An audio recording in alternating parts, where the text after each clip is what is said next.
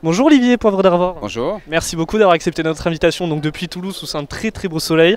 Alors on va parler de l'événement qui a lieu ce fin juin, à savoir le Marathon des mots. Justement, est-ce que vous pouvez nous présenter cet événement?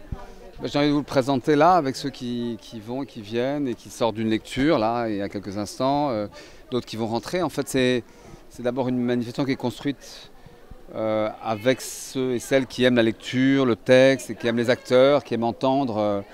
Voilà, et cette ville est, on l'entend, vivante. C'est une ville de tchatch, c'est une ville qui aime les mots, une tradition depuis les troubadours en passant par Nougaro. Et on a, il y a maintenant 11 ans, créé cette manifestation en pensant qu'on pouvait se confronter à cette ville de pierre, de briques, pour en faire un grand lieu à l'échelle locale et puis aussi internationale, d'émotion et puis de célébration de la parole. Justement, vous avez écrit de nombreux livres, certains avec votre frère. Alors justement, est-ce que ce n'est pas dur d'écrire un livre à deux, surtout quand c'est quelqu'un de sa famille, de plus son frère? Non, c'est à la fois dur d'écrire et pas dur, de toute façon au départ. Donc partager quelque chose avec quelqu'un, un projet d'écriture, échanger sur la construction, voilà, puis se partager ce qu'est le cas, ce qu'on fait les chapitres. Là par exemple, on vient de publier un très gros livre de 1200 pages qui raconte l'Odyssée des marins. Ouais, c'était mieux d'être deux que tout seul. Voilà. Donc non, on partage assez bien. Et voilà, c'est vivant, il y a même de l'eau. Ouais, donc c'est les étudiants et les lycéens de Toulouse qui sont là. Alors justement, je vais peut-être poser une question à votre frère Patrick. Oui. Peut-être juste une question rapidement sur votre frère. Comment c'est de travailler avec lui pour écrire un livre? C'est insupportable. Ah bon, alors s'il a dit du bien, je vais dire du bien. Oui, c'est un très gros travailleur, gros bûcheur.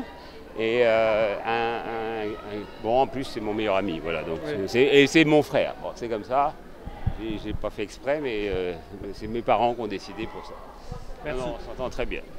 Merci. On va peut-être attendre Olivier qui revient avec nous après cette petite interlude. Bon, maintenant on va parler de votre métier à vous et à votre frère. Vous êtes quand même une famille assez implantée dans les médias. Est-ce que vous voyez faire le métier de votre frère, c'est-à-dire animer une tranche d'information le soir en radio comme il le fait sur Radio Classique, peut-être sur France Culture? Je fais beaucoup mieux, moi je dirige toute une radio, donc lui c'est juste une tranche à 19h. Donc, non, sérieusement, non, moi j'aime animer, diriger une équipe, je ne suis pas animateur ou producteur d'émissions, j'aime vraiment construire ce que je fais avec France Culture. C'est une radio qui est de plus en plus accessible à plus en plus de monde.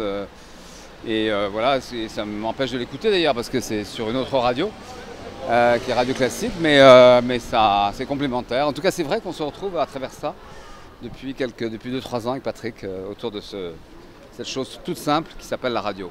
Alors justement, dernière question par rapport à la radio. On est en train d'apprendre un petit peu la grille des programmes des radios à droite à gauche. Justement, c'est quoi le programme pour France Culture la saison prochaine? Une ouverture à quelque chose qui est au-delà des émissions de connaissances et de savoir, qui sont très présentes. Ouverture à la musique, ouverture à une radio peut-être un peu plus moderne. En tout cas, notre sujet à nous, c'est vraiment de toucher un public qui n'est pas uniquement un public de gens qui sont un peu âgés, plus de 50 ans, comme souvent les radios généralistes, mais d'intéresser les plus jeunes, les étudiants notamment, et puis un public francophone aussi. Donc il faut le faire avec d'autres outils et puis certainement avec une ouverture à des formes plus contemporaines. Moi je veux faire une radio très contemporaine et qui puisse parler de l'histoire aussi, de la philosophie, mais qui soit ancrée dans son temps. Et elle existe depuis 50 ans cette radio, il faut essayer de l'inventer pour les années à venir. Et dernière question, le bilan qu'on peut tirer de cette saison de France Culture, un bon bilan plutôt parce que les audiences étaient quand même assez bonnes, on peut le dire, pour France Culture. Oui, on est vraiment une des radios dont la progression la plus importante ces dernières années.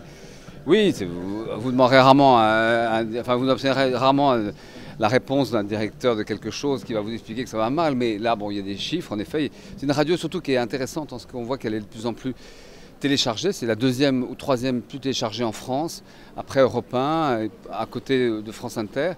Et donc c'est une radio qui, au-delà de l'écoute simple, est une radio que les gens veulent garder.